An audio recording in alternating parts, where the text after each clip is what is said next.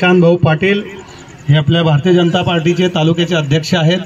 मी त्यांना विनंती करतो की त्यांनी आपलं मनोगत व्यक्त करायचं आहे. वरंगाव नगर परिषदेच्या निवडणुकीच्या निमित्तानं इथं उपस्थित असलेले भारतीय जनता पार्टीचे सर्व पदाधिकारी मान्यवर, त्याचप्रमाणे प्रभाग क्रमांक 2 व प्रभाग क्रमांक 3 चे इथं भारतीय जनता पार्टीचे अधिकृत उमेदवार, त्याचप्रमाणे आपले कोळी समाजाचे नेते नारायण भाऊ तायडे, कोठऱ्याचे सरपंच जितू भाऊ कोळी, त्याचप्रमाणे सामाजिक कार्यकर्ते सदानंद भाऊ उन्हाळे, त्याचप्रमाणे समोर उपस्थित असलेले सर्व माझे मतदार बंधू आणि भगिनींनो, या थंडीच्या लाटेमध्ये आता जसजशी थंडी वाढते आहे तस मतदानाच्या प्रचाराचा जोर इथं वाढलेला आहे. आणि हा जोर वाढत असताना इथं वरंगावमध्ये प्रत्येक जण आपल्या आपल्या पद्धतीनं आरोप प्रत्यारोप करत आहे. कुणी काही कामं, जे विकासाची कामं या वरंगाव शहरात झालेली आहे, ही कामं मी स्वतः केली असं दाखवण्याचा इथं प्रयत्न करीत आहे.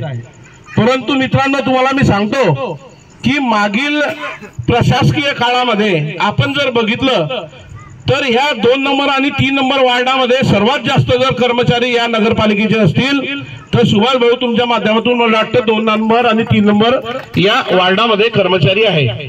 तर आपण सुज्ञ आहे, या कर्मचाऱ्यांना माहिती आहे की या मागील 10 वर्षाच्या, म्हणजे जी मागची निवडणूक झाली होती 10 वर्षाआधी झाली होती, तेव्हापासून नंतर आता 5.5-6 वर्ष आले नगरपालिकेची निवडणूक नव्हती. हा प्रशासकीय काळ होता. त्या प्रशासकीय काळामध्ये तुम्ही जर पदावर नव्हता, कुठे नव्हता, तुम्ही फक्त भारतीय जनता पार्टीचे पदाधिकारी होता म्हणून तुम्ही हे काम मंजूर करू शकता का? तर ही ताकद कुणाची आहे? ही ताकद आहे आमदारांची, ही ताकद आहे खासदारांची, ही ताकद आहे आपल्या या राज्याचे मुख्यमंत्री देवेंद्र भाऊ फडणवीस यांची. म्हणून मी तुम्हाला सांगतो की भरपूर येतील की मी आणलं, हे मीनं केलं, हे मीनं ते केलं. कोणीच केलं नाही. हे सर्व जे केलं आहे हे आमदार संजय भाऊ सावकारे यांच्या माध्यमातून इथं झालेलं आहे. याच्याशिवाय राज्यात ज्याची सत्ता असते, केंद्रात ज्याची सत्ता असते त्याचंच काम तिथं पूर्ण होतं किंवा ते काम पूर्ण करण्याचं मार्गी लागतं. म्हणून मी सर्वांना कळकळीची विनंती करतोय की सर्वप्रथम तुम्ही जे भूलथापाचं इथं हे सुरू आहे, या भूलथापांना तुम्ही बळी पडू नका. इथं ते म्हणताय की तिकीट श्रीमंत लोकांना दिले, यांनी दिलं, त्यांना दिलं आणि पैसे देऊन दिलं. तर अतुल जांभरे हा जो व्यक्ती आहे, हा व्यक्ती हा कोणत्याही राजकारणात आतापर्यंत नव्हता. तुम्हाला दिसलं का की अतुल जांभरे कधी युवा मोर्चाचा कार्यकर्ता होता का? इथं कोणत्या सरपंच होता का, मेंबर होता, काय होता की त्याने एवढी संपत्ती कमवली का? राजकारणाच्या माध्यमातून कमवली का? त्याला वडील शालिक जांभरे यांना आपण सर्व ओळखतो. शालिक जांभरे या नावानं शालिक जांभरेंचा हा मुलगा की ज्याचं स्वतःचं इथं पाय ठेवण्यासाठी सुद्धा स्वतःचं घर नव्हतं, भाड्याच्या घरात तो राहत होता. वडिलांच्या परिस्थितीनंतर या स्वतःच्या या अतुल जांभरे यानं डेअरीचा व्यवसाय स्वतः सुरू केला आणि या डेअरीच्या व्यवसायाच्या रूपातून त्यानं हा डेअरीचा व्यवसाय हा वटवृक्षात इथं रूपांतर केलाय. आणि व्यवसायाच्या माध्यमातून तो आज ज्याही ठिकाणावर आहे तो व्यवसायाच्या माध्यमातून आहे. म्हणून काही नवलखऱ्याचं कारण नाही की त्याच्याजवळ पैसे आहे, तो श्रीमंत आहे, असा आहे तसा आहे. अरे बाबा, श्रीमंत म्हणूनच तो त्याला नगरपालिकेत पैसे खायचं काम नाही. हे सर्वप्रथम लक्षात ठेवा की त्याला बाजाराची गरज नाही की मंगळवार आला की 500 नगरपालिकेतून काढ कपडे घेणे, 200 नगरपालिकेतून काढ, त्याला आवश्यकता नाही. सर्वप्रथम तो स्वतःच्या पायावर उभा राहणारा जर तरुण असेल या वरंगाव शहरात, तुम्ही सर्व सुज्ञ नागरिक आहे, त्याच्या वडिलांचे सर्व इथं मित्र बसलेले मला दिसत आहे की शालिक जांभरे बरोबर राहणारे जे मुस्लिम समाजाचे लोक आहे, जे कोळी समाजाचे लोक आहे, हे सर्व शालिक जांभरेला ओळखतात. सर्वांना माहिती की त्यांची परिस्थिती काय होती. म्हणून हा आरोप अत्यंत चुकीचा आहे. सर्व नागरिकांना मी सांगतो की या प्रशासकीय काळामध्ये या वरंगाव शहरात जे कामं झाली आहे, जे सुद्धा रस्त्यांची कामं झाली आहे, जे सुद्धा काही विकास कामं झाली आहे, पेवर ब्लॉक झाले आहे, पाण्याच्या टाक्या झाल्या आहे, पाण्याची योजना झाली आहे, ही आमदार संजय सावकारे यांच्या माध्यमातून झाली आहे. आणि याच्यासाठी पाठपुरावा जर कोणी केला असेल तर याच्यासाठी पाठपुरावा स्वतः अतुल जांभरे आणि मी पाठपुरावा केलेला आहे. हे सर्वांना माहिती आहे, भरपूर लोकांनी माहिती आहे. हा मागील रस्ता जो आपण दर्ग्यावर जातो हा रस्ता सुद्धा संजय सावकारे यांच्या माध्यमातून झालेला आहे। आता दर्ग्यापासून तर बजरंगबलीच्या मंदिरापर्यंतचा रस्ता हा सुद्धा संजय सावकारे यांच्या माध्यमातून मंजूर झाला आहे।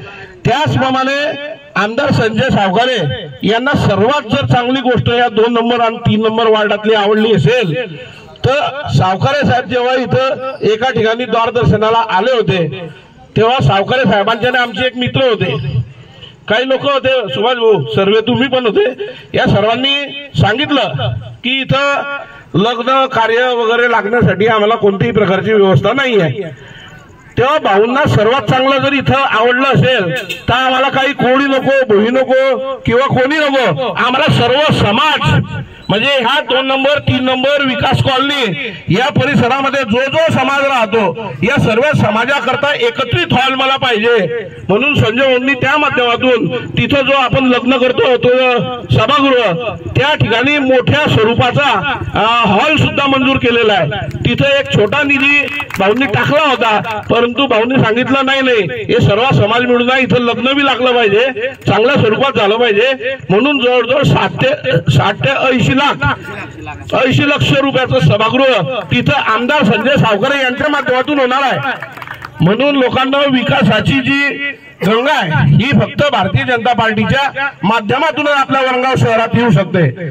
तुम्ही लक्षात ठेवा की ज्या ज्या गावात सुद्धा आपण आजूबाजूला बघतो की आजूबाजूच्या गावात ज्या गावात सरपंच हा आमदारांच्या मनाचा नसतो किंवा त्यांच्या विचाराचा नसतो, खासदारांच्या विचाराचा नसतो, तर त्या गावातली परिस्थिती काय असते, त्या नागरिकांना कुठे आमदाराजवळ जाता येत नाही, खासदाराजवळ जाता येत नाही, दवाखान्याच्या कामाला जाता येत नाही, कारण तेवढी तो त्या विचाराचा नसतो। म्हणून तुम्हाला सुद्धा कळकळीची मी विनंती करतो की या वरंगाव शहराचा विकास सुरू ठेवण्यासाठी तुम्ही या नवीन चेहऱ्याला संधी द्या आणि नवीन नगराध्यक्ष म्हणून श्यामलताई झांबरे यांना एक वेळेस तुम्ही संधी द्या। सर्वांचं तुम्ही आतापर्यंत बघितलं, ते म्हणता आता की मी हे करणार आहे ते करणार आहे, अरे मागील 5 वर्षात मागील 10 वर्षात तुम्हीच होते ना, तेव्हा तुम्ही काय केलं, आणि आता तर भाजपची सत्ता आहे हे सांगायचं कामच नाही। तुम्ही जर उद्या सुद्धा आले तर करणार काय, शेवटून आमदाराजवळ जायचंय, खासदाराजवळ जायचंय। म्हणून सर्वांना कळकळीची विनंती करतो की तुम्ही आमदार साहेबांच्या, फडणवीस साहेबांच्या, गिरीश भाऊंच्या जो यांच्या विचाराचा जो माणूस आहे श्यामलताई झांबरे, तसे दोन्ही उमेदवार काहीच बघायचं नाही, फक्त कमळ बघा, कमळ या निशाणीवर आपण सर्वांनी तिच्यावर मतदान करा। महिलांना तर सांगायचं कामच नाही, आता जसे दिवस जातील तसतसे भरपूर लोक येतील। लक्ष्मी चंचल आहे, लक्ष्मी एका ठिकाणी असते, ते फिरत असते या खिशातून त्या खिशात, त्या खिशातून त्या खिशात। म्हणून सर्वांना कळकळीची विनंती आहे, लक्ष्मी आपल्याकडे येईल, मोठमोठ्या भूलथापा येतील, मोठमोठे हंडे येतील, काही तिच्यावर लक्ष देऊ नका, ते घेऊन घ्या, घेणार ते घेऊन घ्या, परंतु या भारतीय जनता पार्टीच्या माध्यमातून सर्व महिलांना ताईंनी सांगितलं की अर्ध तिकीट एसटीचं, त्याचप्रमाणे तुमच्याकरता कायम स्वरूपी तुम्हाला लाडकी बहीण योजना इथं सुरू केली आहे। म्हणून तुम्ही आता या सणाचा विचार करू नका, तुम्ही कायमचा विचार करा की लाडकी बहीण योजना जर सुरू केली आहे ते कमळानं चालू केली आहे, म्हणून डोक्यात एकच ठेवा फक्त कमळ। आणि कमळाला सुरू करत असताना कधी भारतीय जनता पार्टीने बघितलं नाही की हिंदू आहे आणि मुस्लिम आहे, मुस्लिम स्त्रियांना ही योजना नको ना हिंदू स्त्रियांना ही योजना नको, सर्व समाजाला, सर्व धर्मांना ही योजना आहे। म्हणून सर्वांना मी विनंती करतो आणि त्याच प्रकारे विशेषतः सर्वांना सांगतो की पुढील काळामध्ये आपले आमदार संजय भाऊ सावकारे यांच्या आदेशाने 2 दिवसाआड, मागील 2 दिवसापासून 2 दिवसाआड संपूर्ण वरंगाव शहरात पाणी पुरवठा आता नियमित होणार आहे।